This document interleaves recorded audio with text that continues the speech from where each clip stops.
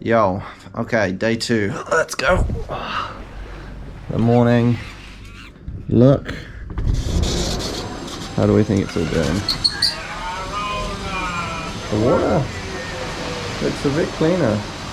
Still looks brown, but definitely a bit cleaner.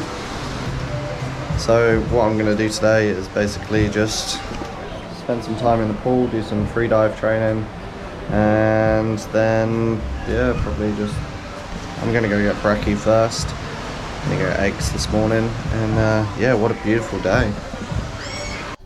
So whilst restricted in the hotel, figured I might as well do some free dive training and basically just do laps underwater holding my breath.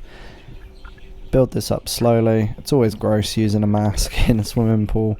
There's always dodgy stuff, plasters and God knows what else in the drain systems. In the end, I managed 12 laps, was the greatest run that I had, which was fairly good. I was pretty happy with that, considering I was drinking beers and eating pizza as well. But not a bad way to spend quarantine at all. Last dash on the surface. Alright, so we're saying goodbye to hotel quarantine. Next stop, Sigatoka. Let's go. Bye bye. Oh, spear gun. Waving goodbye to my brand new Vendetta double roller spear gun. What am I like? Save the best for last, I reckon.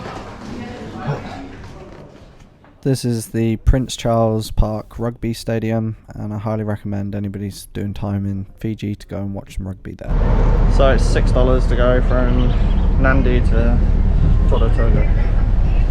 That's the bus.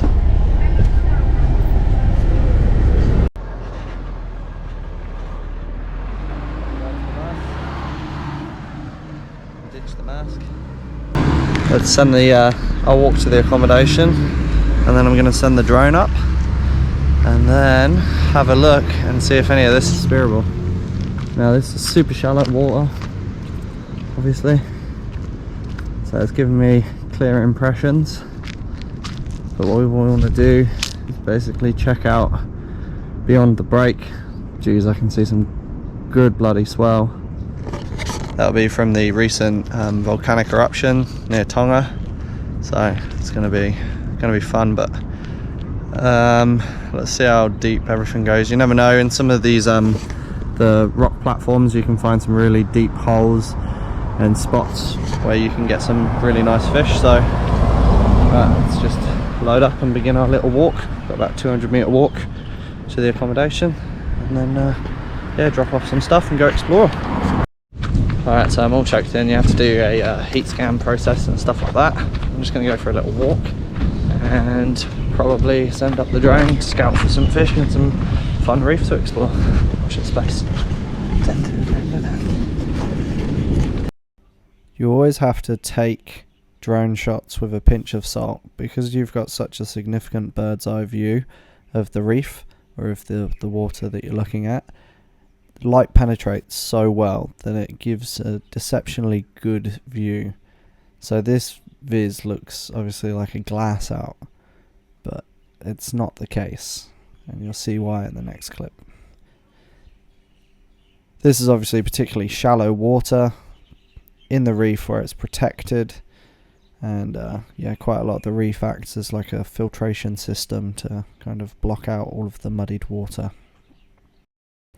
As somebody who's used the drone quite a bit to scout water, this isn't good looking water, and I'll show you why.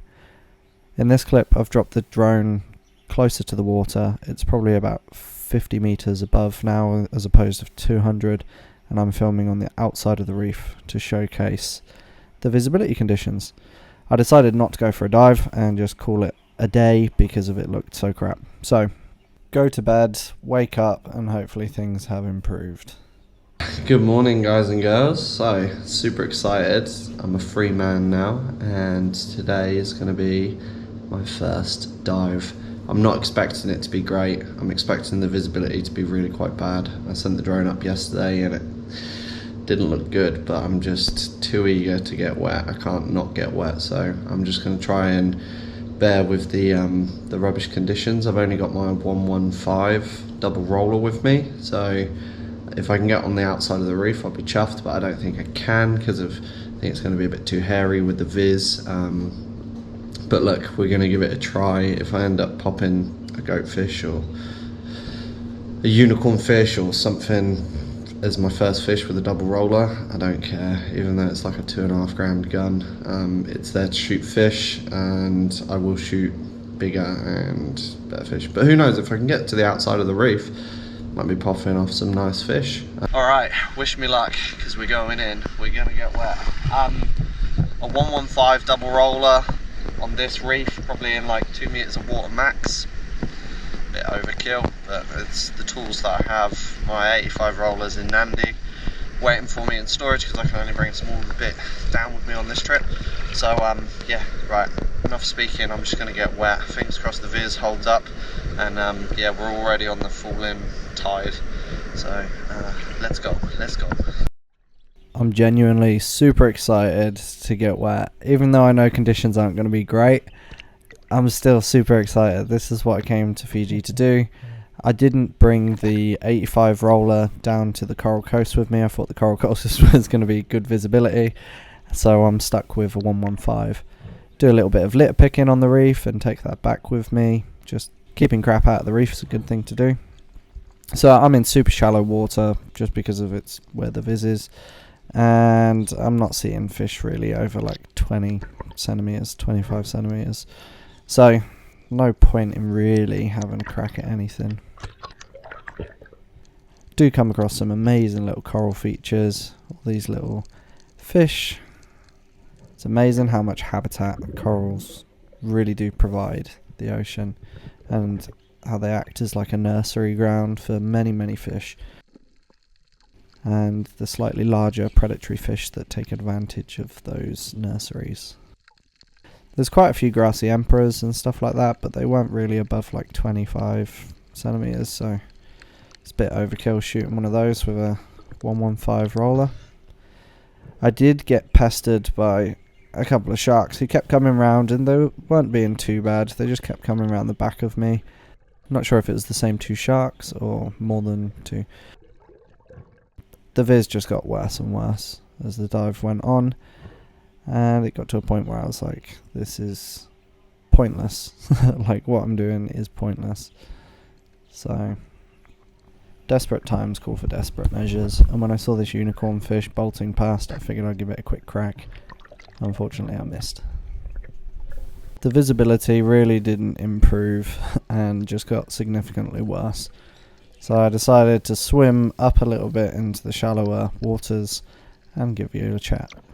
Maybe if I had like my 85 roller, I'd be able to pop a little parrotfish or something, but yeah, it's just sketchy as. Like, I dove down twice and just had sharks come out of the gloom, and like, they're just reef sharks, but like, don't trust sharks when it's shit viz. So and there's bull sharks here, lots of bull sharks, and yeah, all the estuaries are currently flowing out, which is like super dirty water. Just had flooding inland. It just wouldn't make sense to stay in the water when visibility is like 1 to maybe 1.5 meters. Oh, in areas it went opened up to like 3, but like, yeah, it just doesn't make sense being out here. So what I'm gonna do, I'm gonna swim back to the shore over there, and look if I can see a goatfish on the way in, I might pop it. But yeah, first dive in Fiji, not too productive, but oh, it's good being back in the water. Jeez, it's definitely good being back in the water. I do appreciate that a whole heap.